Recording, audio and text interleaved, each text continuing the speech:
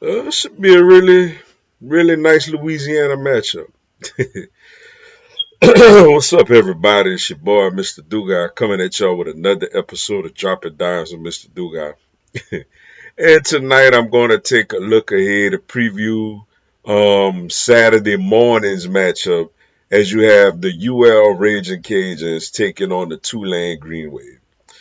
Before I get into this video, man, for everyone, if you want to donate to the channel, follow me on social media. I co-host a sports talk radio show every Sunday morning. All that information is down in the description box.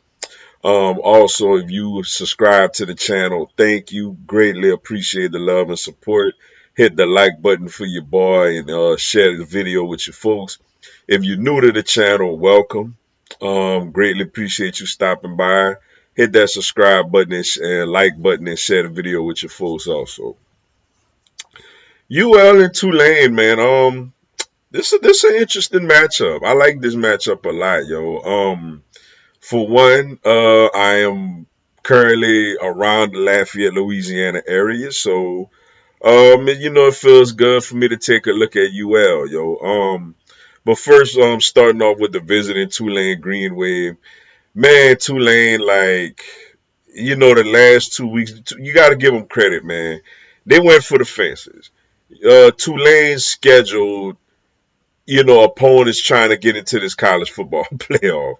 If Tulane would have beat Kansas State and Oklahoma, Tulane would have probably been ranked right now and probably sitting pretty with a clear path if they just run the table, to be there to represent the group of five in the 12-team playoff. But they fell short, man. They got Kansas State at home, which was a very, very good game, went down to the wire. Kansas State just whipped up on another ranked Arizona team. And Oklahoma on the road, they got behind really big, then cut it all the way back to five. Had a chance to take the lead in the fourth quarter, and then it just got away from them, man. But you got to give them a lot of credit for challenging themselves. They led by Mensah at quarterback. He a little up and down, had some good moments, kind of had some, not so great moments. But Hughes at running back, led by Williams at receiver. Tulane got some nice talent, yo. Which is why they hung in there, with a Big 12 and an SEC school on the road.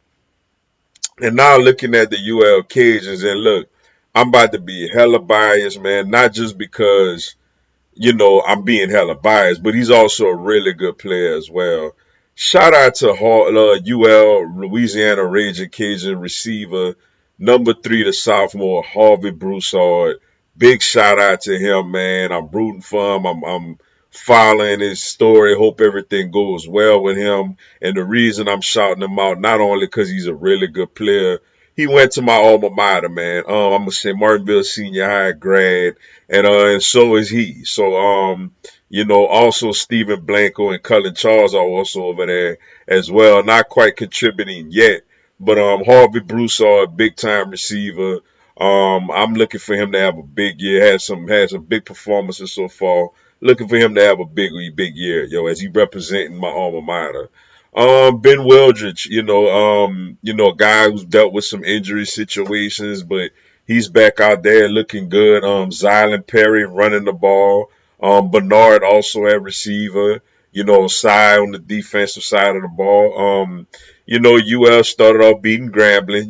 I think it was 40-10, and then went on the road and took apart Kennesaw State, who jumped out to an early lead as it was their first game as an FBS member. But the Cajuns put them away quite easily, yo. And then they just coming off the bye week. This is a big game, I feel like, for the Cajuns because you win this game, you get a couple of eyes on you. You get some eyes on you coming into the season. This was probably penciled in as a loss for them. But the fact that the spread is only 3 lets you know Cajuns got a real shot in this matchup. Tulane, obviously for them, they got to get back, right after taking those 2 L's against those 2 really good, team ranked opponents. But for the Cajuns, man, this is a big for Michael Desormeaux, their head coach. This could be a building block type of win. This would be his biggest win so far as a Cajun coach, knocking off not only an in-state school, But I'll go out on a limb and say it's a really good chance, obviously, besides LSU, they may be the second best school, in the state. Tulane just won a New Year's Six Bowl a couple of years ago. I know it's a new coach and staff and everything, and Taji Spears is with the Tennessee Titans now, but still, Tulane has been having a lot of success as of late, yo. And as far as my, keys to the game for UL, throw the ball, make plays with them receivers, not just Harvard, but those other receivers. Make plays with them, throw them, give them opportunities to make plays. You all got some really good underrated receivers, yo. And for Tulane, protecting the football, man.